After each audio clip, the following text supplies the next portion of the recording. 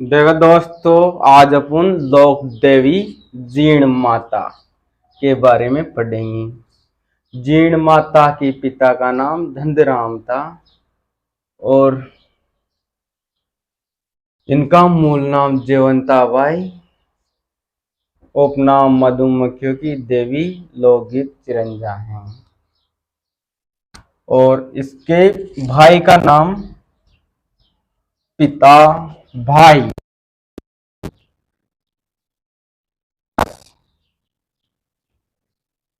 अरशद का नाम था हर्षद। तो जनश्रुति के अनुसार ऐसा माना जाता है कि हर्ष और जयवंताबाई जो हर्ष की बहुत प्रिय बहन थी, तो हर्ष की शादी हो जाती है और जयवंताबाई के भाभी आ जाती हैं। तो ये दोनों को प्रिय रखता है। तो इस प्रकार एक दिन हर्ष से अपनी बहन ने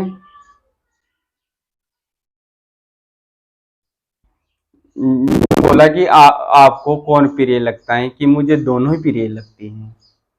तो इस प्रकार दोनों एक समय की बात है कि पानी के लिए जा रही थी भरने बावड़ी पे। तो उनमें से दोनों ने शर्त लगाई।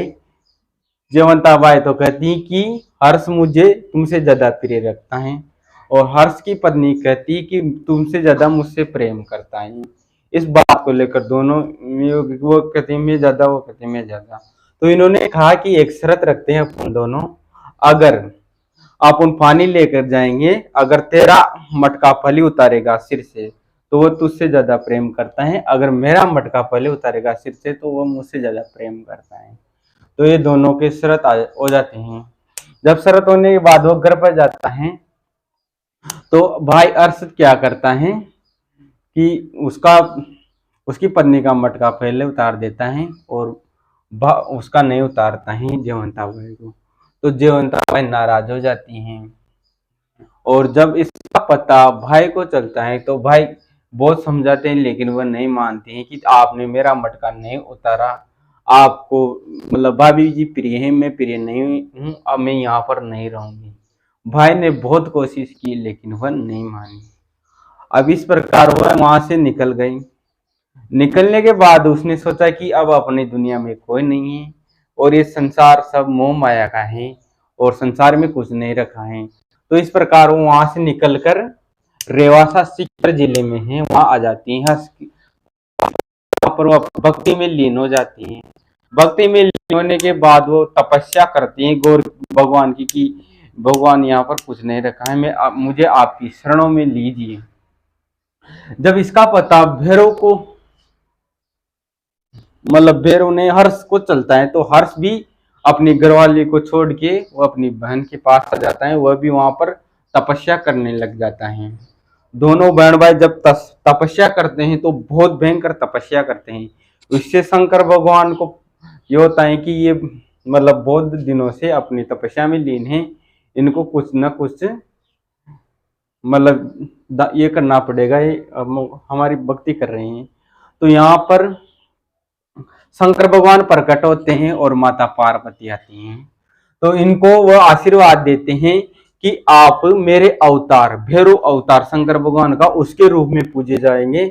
और पार्वती माता जीण माता को आशीर्वाद देती हैं कि आज से तुम मेरा मतलब काले कंकाले का रूप धारण करके कहती हैं कि आज से तुम जयवंताबाई से जीण माता के रूप में पूजी जाएगी।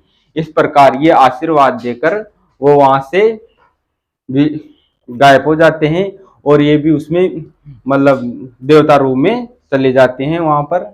इसके बाद इस बात का किसी को पता नहीं वो हो जाती है। इसके बाद फिर बाद में पता चलता है। तो यहाँ पर राजा हट्टड 1064 ईस्वी में यहाँ पर एक मंदिर का निर्माण करवाता है।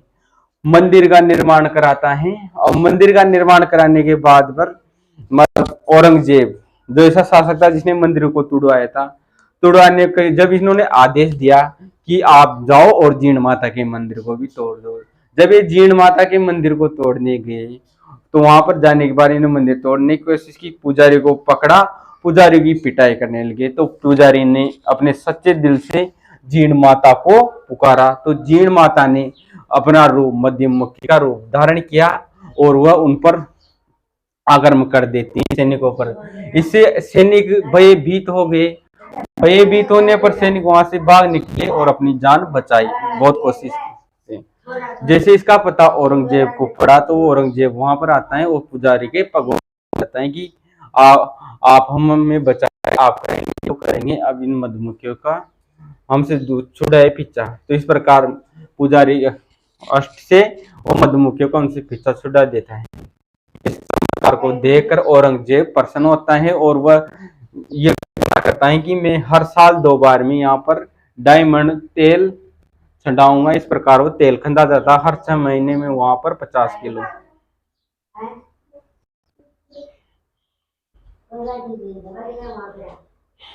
और इस कारण इसको मधुमक्खियों की देवी भी कहा जाता है। ये चौहान वंश की कुल देवी है, चौहान वंश की कुल देवी है। और यहाँ पर भाई अरशद, जो अरशद भैरव के रूप में पूजाई थी, इन्होंने शंकर भगवान के आशीर्वाद से शंकर भगवान का भैरव रूप, भैरव के रूप में जीण माता माता के रूप में पूजाई, ये माता पार्वती के आशीर्वाद से। और इनके लोकगीत को, जीण माता के जो लोकगीत गाए जाते हैं उनको अपन चिरंजा कहते हैं। और इनका मंदिर हरस की पहाड़ी, जो हरस की पहाड़ी रेवासा सीकर जिले में आती है। ये राजस्थान में सबसे लंबा लोकगीत है जीण माता का। 2.5 प्याला शराब पिलाने का यहाँ रिवाज है। जीण माता के मंदिर में अष्टभुजा प्रतिमा है। औरंगजेब ने इस मंदिर को ध्वस्त करने का प्रयास किया था। यहाँ पर चैत माह और आसोज महीने की शुक्ल पक्ष की नौमी को मेला भरता है। इनका गीत में सदिया कपड़े, माथे पे सिंदूर, डमरू व सारंगी वाद्य यंत्र के साथ से गाते हैं। इस प्रकार जीण माता और भैरव काल मतलब अरशद भैरव और माता जी के रूप में पूजे जाते हैं। आज भी वहां पर बहुत से श्रद्धालु उनके दर्शन के लिए जाते हैं तथा अपनी मनोकामना के लिए वहां अर्जी लगाते हैं और अपनी मनोकामनाएं पूरी करते हैं।